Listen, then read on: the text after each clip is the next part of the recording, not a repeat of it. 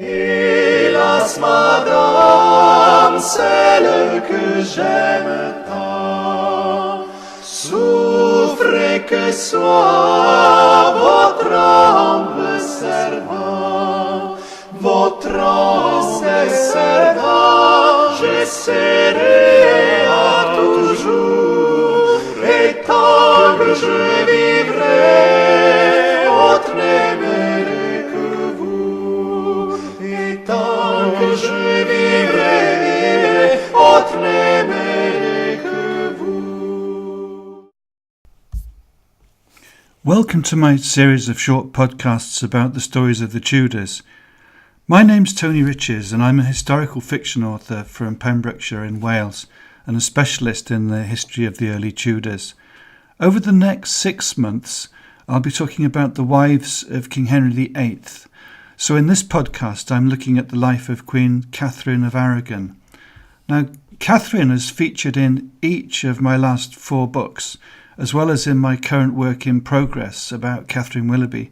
So I do feel I know her rather better than most, and I followed her story from when she left Spain at the age of 15 through to her death.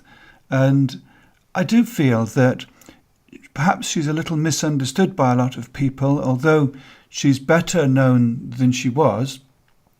In schools, I feel that they are quite keen to get on to the more interesting, as they see it, story of Anne Boleyn, and perhaps they don't quite do Catherine justice, in that her story is much more complex than the typically popular explanation of her life.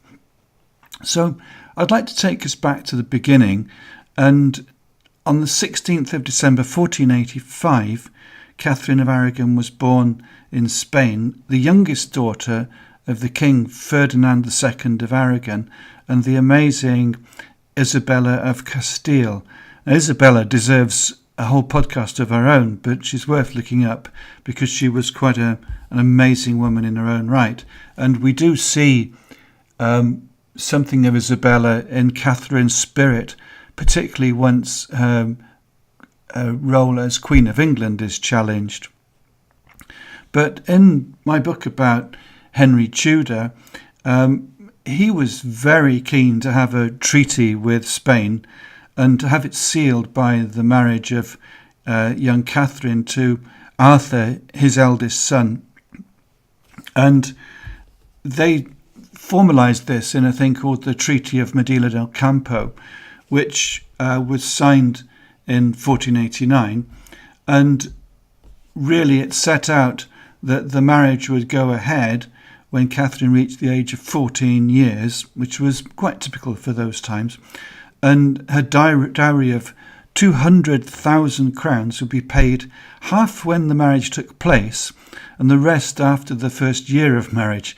Now this is Ferdinand being a bit clever, because I don't even think he wanted to put all the money up front, but the ramifications of it dragged on for ages because, of course, we do know what happened. But as far as Henry was concerned, it was a great deal because he secured this alliance with the very powerful Spanish, and it turned England into a force to be reckoned with straight away. So Catherine and Arthur were betrothed by proxy in 1497 and formally married by proxy. It was strange how these marriages took place without both parties always being present, with the rather interesting Spanish ambassador de Puebla standing in for Catherine. I'm not sure whether he was the subject of a few jokes about that, but in 1501, on the 21st of May, Catherine left Alhambra in Granada and set out for the port of Corunna and to get on a ship to come to England. But sadly, the weather was against her and they weren't even able to depart. I'm not sure how superstitious the Spanish were at the time, but I would imagine it wouldn't be seen as a good omen. They didn't have favourable winds. And when they did actually leave, on the 21st of August, they got caught in a dreadful storm in the Bay of Biscay, which terrified Catherine, and they were forced to turn back, and they ended up at Laredo near Bilbao.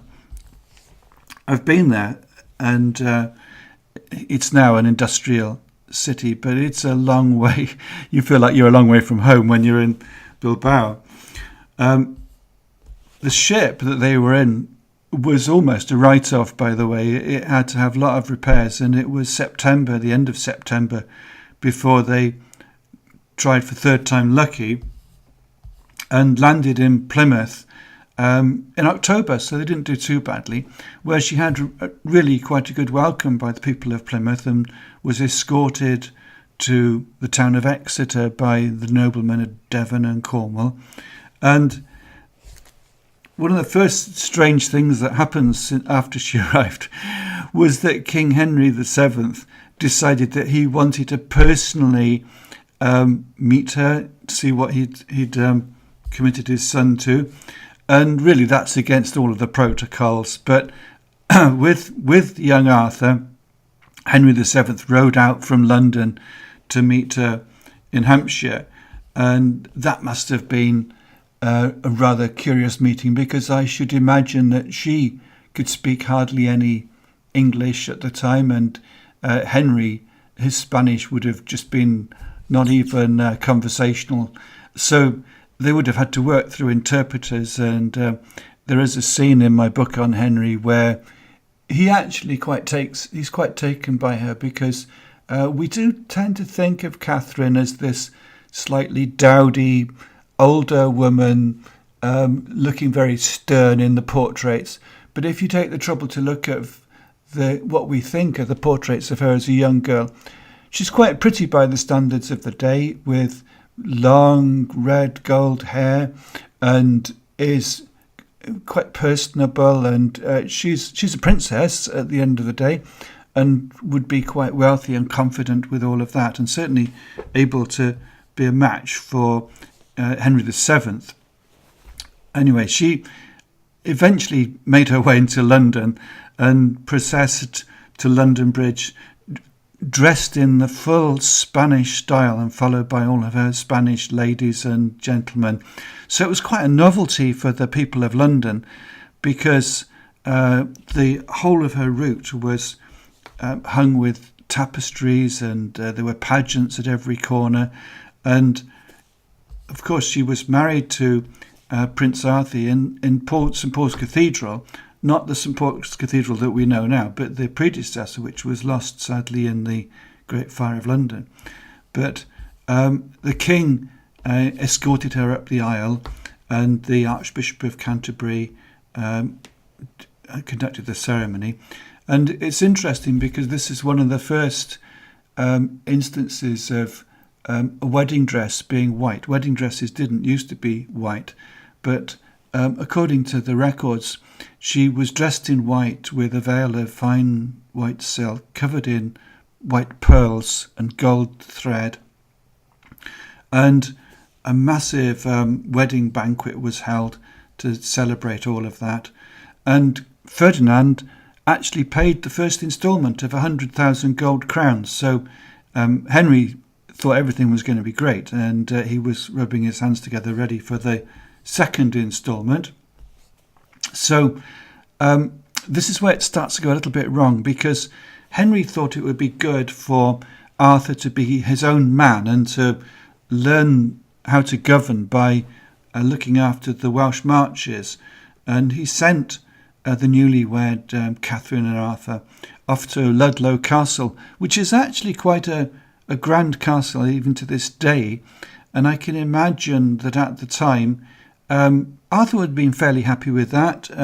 He'd always been in his father's shadow, and from what we know of him, and there is a podcast I've done about Arthur, but he was a fairly scholarly type of person, but he had his friends with him, and he had his wife with him, and sadly they arrived there in late March, and by the 2nd of April, which is not long afterwards, both of them were struck down by a mystery illness.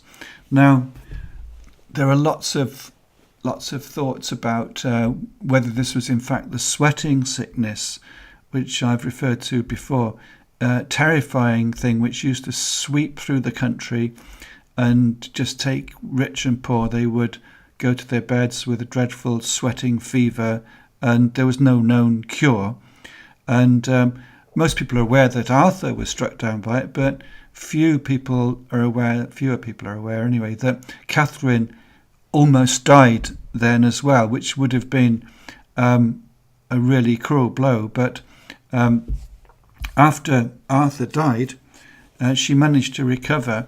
There's an interesting thing in that Arthur's funeral was a little bit strange, and he was buried in the Abbey of St Wolfston in Worcester, and Catherine didn't even attend the funeral because that was the tradition of the time, that wives didn't attend their husband's funeral. So she was still probably in bed with if it was the sweating sickness, she would have been almost delirious perhaps, but there would have been no sense of closure, I don't think, because she would have eventually recovered and returned to London, almost bewildered by what had happened to it all. The King of Spain, Ferdinand, and Isabella, they didn't want to end the English alliance, so they sent ambassadors to see if they could get the dowry back.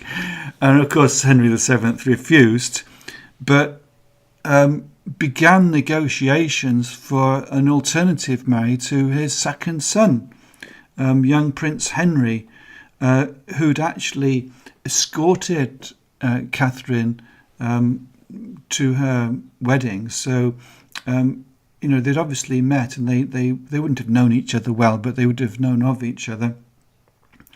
And they had to wait, these negotiations had to be delayed, to see if Catherine was pregnant, of course, because that would change everything. And this is where one of the great medieval mysteries begins to develop, because there seems to have been a question as to whether or not her marriage was consummated, and Catherine herself remained strangely silent about it all. Now, one would have expected her to have, she definitely was one person that would know for certain, and perhaps her advisors were telling her to play her cards quite close to her chest, but we'll come on to that. So a new treaty was signed, and it was agreed that Catherine would marry Henry on his 15th birthday, and a special dispensation was received from the Pope to allow that to go ahead. And then again, Catherine was taken ill with another fever. Once again, it looks like it might have been the sweating sickness. Now, we don't know enough about it, we don't even really know what it was, but whether it was that she hadn't really recovered from the first one, but she'd been keen to get away from Ludlow, understandably, or whether she was just unlucky and another wave of it was going through London. But while she was still ill, her mother, Isabella of Castile, died, and that changed things yet again, because it did change the value of Catherine as a bride for what was now Henry's only son, and he began shopping around to see what alternatives there were, because Catherine didn't have her own income. The money that had been paid certainly didn't find its way to her, and there's lots of exchanges of ambassadorial communications, asking King Ferdinand to send her money, and then asking Henry VII to be a bit more generous. And meanwhile, Henry VII encouraged his son to actually quietly protest against this idea of marrying his brother's widow, and they certainly delayed it, and tried to play the game of keeping the treaty alive, so keeping the alliance going, without actually going as far as the marriage of Catherine and Henry. I feel a bit sorry for Catherine at this point, because she was in limbo, really, that she'd left everything she knew, come to this strange country where people perhaps even might mock the Spanish because of their accent and everything like that. And the whole future looked quite uncertain. At 11 o'clock on the night of the 21st of April 1509, King Henry VII died at Richmond Palace. It wasn't a sudden death, because he'd been ill for a long time and he'd shut himself away at Richmond since January. But pretty soon afterwards, Catherine was visited in her private chambers by the new king, Henry VIII, and he proposed to her and she accepted. So on the 11th of June, which is not long after his father's death, Catherine of Aragon married Henry VIII in the church at Greenwich Palace. The service was performed by the Archbishop of Canterbury, and Henry was crowned king alongside Catherine, who was crowned queen at Westminster Abbey on the 24th of June. And the coronation was one of the biggest events that London had seen, probably for most people's living memory. And the massive coronation banquet, and the streets were decorated with cloth of gold, and food and drink was set out free, with wine flowing in the conduits for all the people. So Catherine of Aragon now had her future secured, and interestingly she'd adopted the pomegranate, which has been a symbol of fertility since ancient times, as her personal badge. And on the 31st of January 1510, she was prematurely delivered of a stillborn daughter. I'd like to include a short extract from my audiobook edition of Mary Tudor Princess about the life of Henry VIII's sister, Mary Tudor, Queen of France, in which she's summoned to try and support Catherine at this difficult time. It's narrated by Ruth Redman. The midwife cast Mary a concerned look as she entered the room. A fire blazed in the hearth, and the delicate scent of rosewater mixed with herbs strewn on the rush-covered floor. Catherine lay in her bed, supported by colourful silk pillows, her pale face framed by her long auburn hair. Maria de Salinas, the most loyal of Catherine's maids of honour, sat at her side, reading a Latin prayer aloud in her soft Spanish accent. Maria stopped in mid-sentence, and Catherine turned her head as she heard the door open and saw Mary. "Thank the Lord you've come!" She glanced at the midwife. "I've lost our child!" Mary froze to the spot as she struggled to find the right words. Although she'd feared the worst since she was first woken, she had no idea how to help. She reached out instinctively and placed a hand on Catherine's shoulder. "I'm so sorry." Her words sounded inadequate for such a disaster. Maria stood and offered Mary her chair, then made her excuses and left with the midwife. Mary turned to watch them go. She noticed bloodstains on the heavy bundle of white linen the midwife carried, and wondered what they'd done with the baby. After they closed the door, Mary turned back to Catherine. She wished she knew what to say. "Do you know the cause?" She regretted her question as soon as she asked it. Whatever the reason for Catherine's child, it was irrelevant now. Catherine shook her head, unable to reply, then with some effort managed to compose herself. "This is God's punishment on me." Her voice sounded bitter, her Spanish accent returning. "No!" Mary surprised herself with the force of her denial. "You know as well as I that childbirth has its dangers. I had a pain." She closed her eyes at the memory. "I called for the midwife and then—" Overcome with emotion, her words tailed away. Mary placed a hand on Catherine's forehead. I'm afraid I know little enough of these things, but I will pray for you, Catherine. Thank you, Mary. She wiped a tear from her eye. A thought occurred to Mary. Has anyone been sent to tell my brother? Catherine looked alarmed at the thought. He will take this badly. Mary shook her head. You misjudge Henry. He loves you greatly.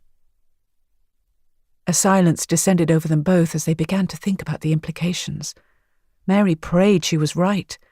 Henry became more unpredictable each day, and she'd seen the looks he had given her ladies-in-waiting after Catherine entered her confinement. He'd been so proud of his impending fatherhood, making plans and counting the days. It was a girl. The sadness in Catherine's voice brought tears to Mary's eyes. Have faith, Catherine. Your time will come. On the 10th of November 1518, Catherine of Aragon had another daughter, but sadly she died within days.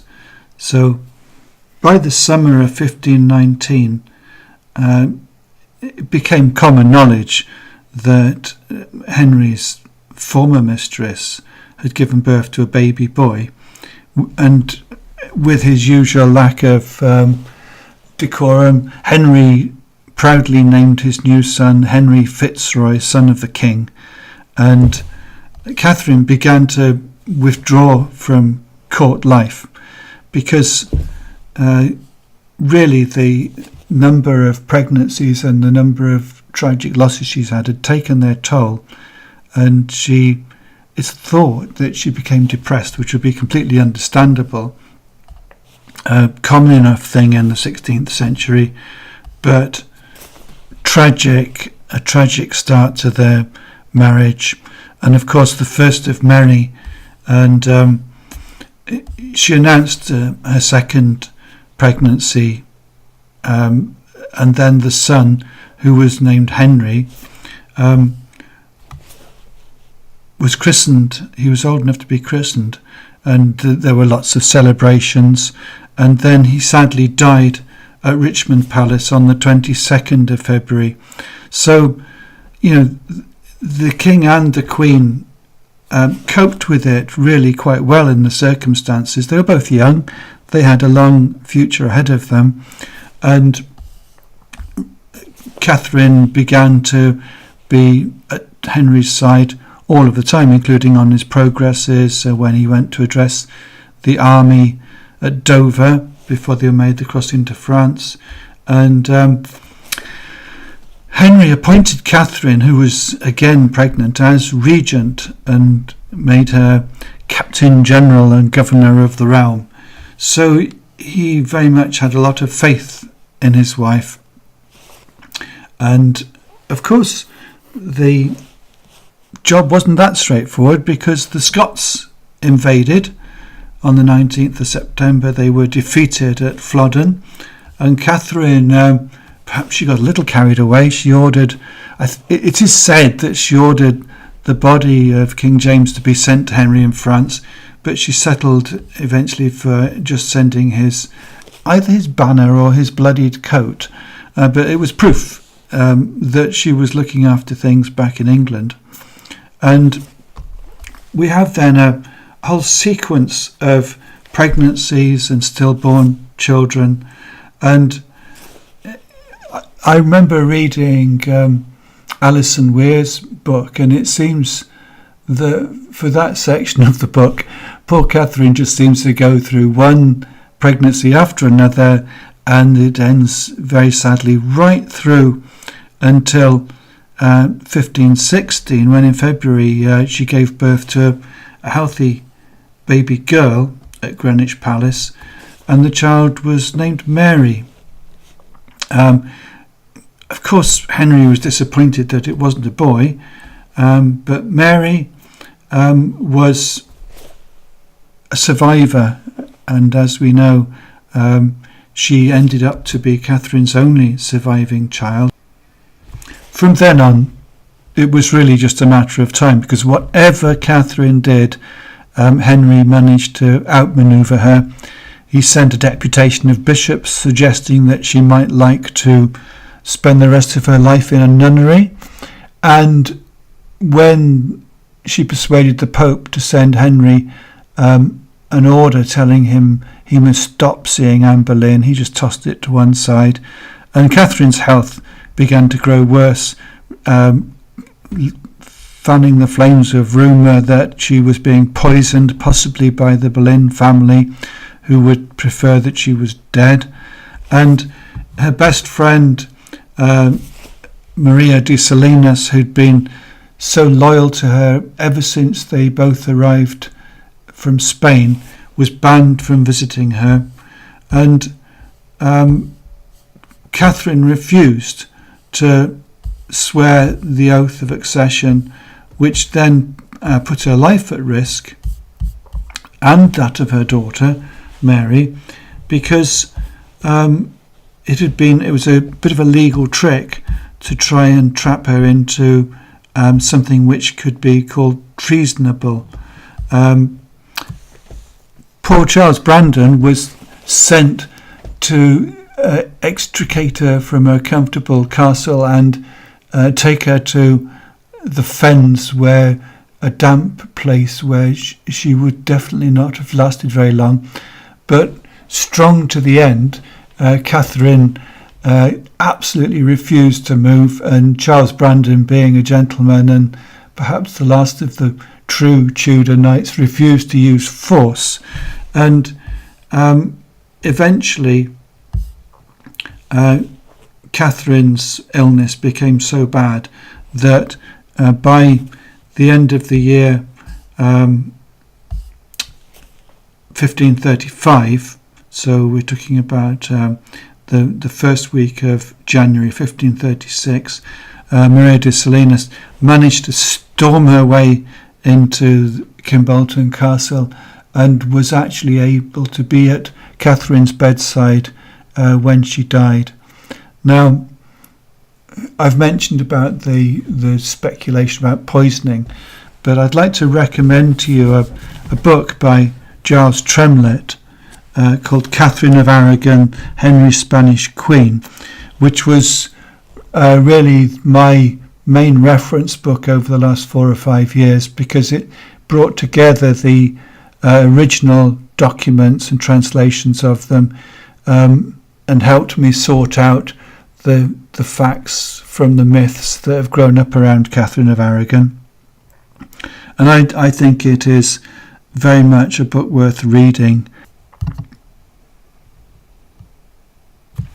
I'm now working on a new book about the life of Catherine Willoughby, an amazing woman. Once again, I don't think people know enough about her, so I'm hoping to contribute something to deal with that. I'm basing it as much on the known facts as it's possible to do, and only using fiction to fill in the gaps. But she was, of course, the not just the daughter of Maria de Salinas, but also the last wife of Charles Brandon, and so she became Duchess of Suffolk. She was 14 when they married, and he was 49, and we have to remember that was, of course, perfectly acceptable at the time, although it has given me a few challenges in how to deal with it when writing. Links to all of my books can be found on my website at tonyriches.com, and the next podcast in the series is the story of Queen Anne Boleyn. Thank you for listening. Hélas, madame, celle que j'aime tant, souffrez que soit votre humble servant, votre humble servant, je serai à toujours, et tant que je